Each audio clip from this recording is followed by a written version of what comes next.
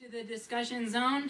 Of course, we are talking about the football season, especially fantasy football, who we think, Tim, Latif, and myself, think you should put at the top of your fantasy draft board.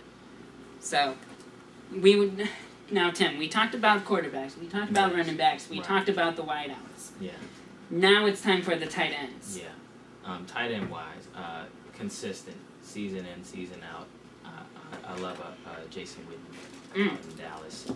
He does it over and over again with an explosive offense at times. In Dallas, you know, you're always looking for that long bomb, that long pass down to a Miles Austin and some other players. But Jason Witten, he's surprisingly fast and quick for his size, and I think he confuses a lot of defenders and gets away with that. And if we're talking about fast tight ends, you can't overlook a Dallas Clark. He's quick. Much quicker than I expected out in Indianapolis. When it comes down to some other tight ends that I think you always got to keep your eyes on, and just because his athletic build is Vernon Davis out in San Francisco. He's strong, he's powerful, and he's just a physical specimen that when he has the ball, it's amazing what he can do. So those are some tight ends that really stick out.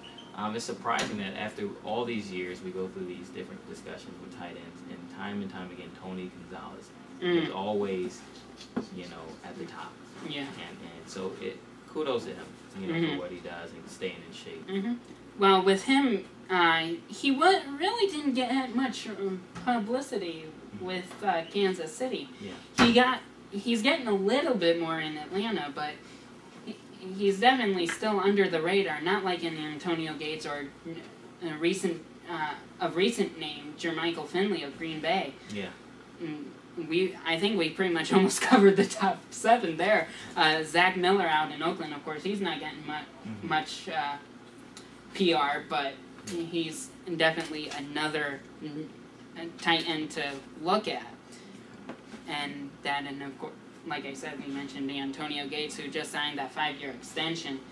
So that Gates is he's interesting, man. To me, he's a tight end and a wide receiver, or I would say he's a wide receiver in a tight end's body. You know, and I think that if he was, you know, a little bit smaller, he would be a great wide receiver.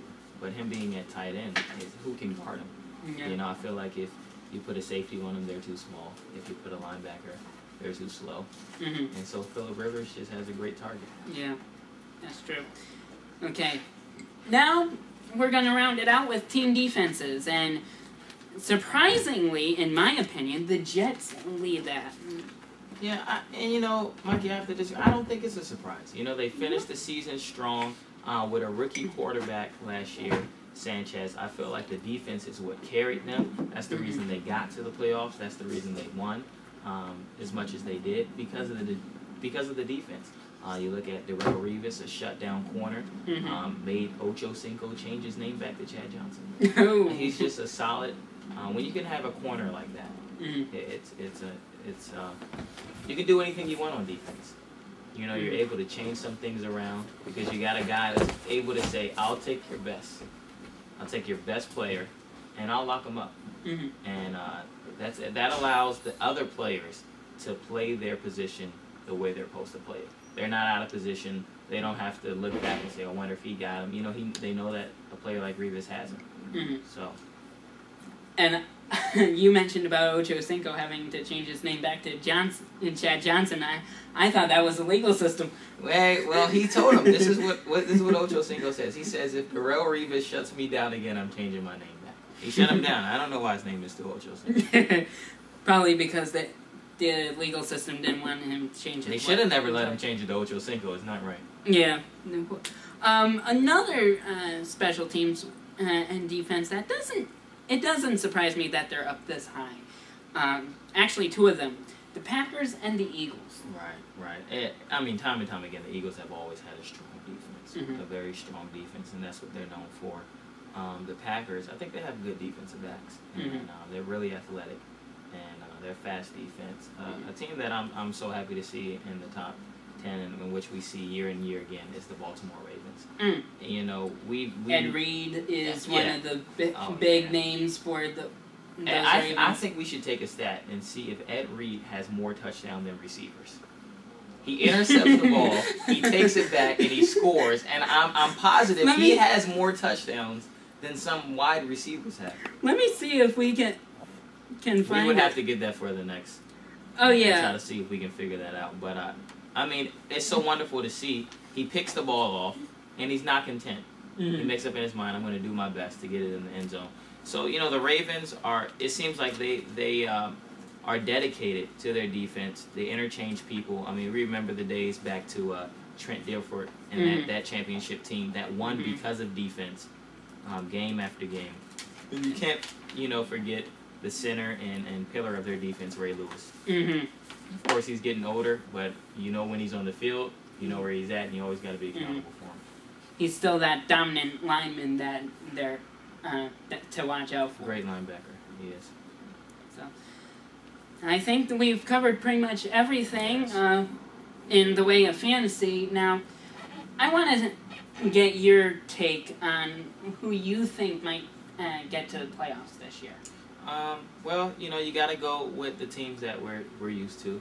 As we said before, the Colts. You're talking the Chargers, teams that I think are solid out in the West, and we're used to seeing them there. Packers were strong last year, and I think they got something special with Rodgers. NFC North is a pretty tough division, though, because you got the Vikings, the Bears. Yeah. As we mentioned,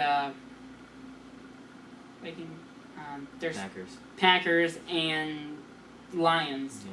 Lions were kind of still under the radar. Yeah, the Lions. I forget sometimes that they're even in the NFL. Yeah, because they're kind of like rebuilding. I mean, they've been rebuilding for about 20 years, but we don't want anyone to hear that. Yeah. I think it's pretty much. It comes down to the Vikings. It comes down to the Packers. The Bears got to show me something. They up and down been a strong defensive team. Offense has always been fluttering, but it comes down to me to the Packers and the Vikings. And that's definitely the NFC North. We go to the East. We'll see with the acquisition of McNabb, what that does for the Redskins. And we'll see with the loss for the Eagles, what that does for them. But it seems like Cobb is coming into form. I saw something from the local news here, and seemed like he was coming into nice form there. And I know Vic was at camp, and he was pretty excited to be there. And any form that Cobb comes into, I don't think is near what Donovan McNabb is and what you lose with him. I really think the NFC East is probably going to be the toughest division that you're going to have. It usually is every year. Between NFC East and NFC North, we always see, and AFC North. That's always a good one. It should be competitive. So it's definitely going to be interesting this year, I think, in the NFL. I look forward to seeing it. Yeah. And also, Hainsworth failed his conditioning test. I found that. I don't want to talk about that. Okay. Kind of betrayed you? I can't speak of it. Okay. Well, that is it for the Discussion Zone. I'm Mikey Edwards. And Tim Latif. Signing off for tonight, and we'll see you next time here on the Discussion Zone. Take care.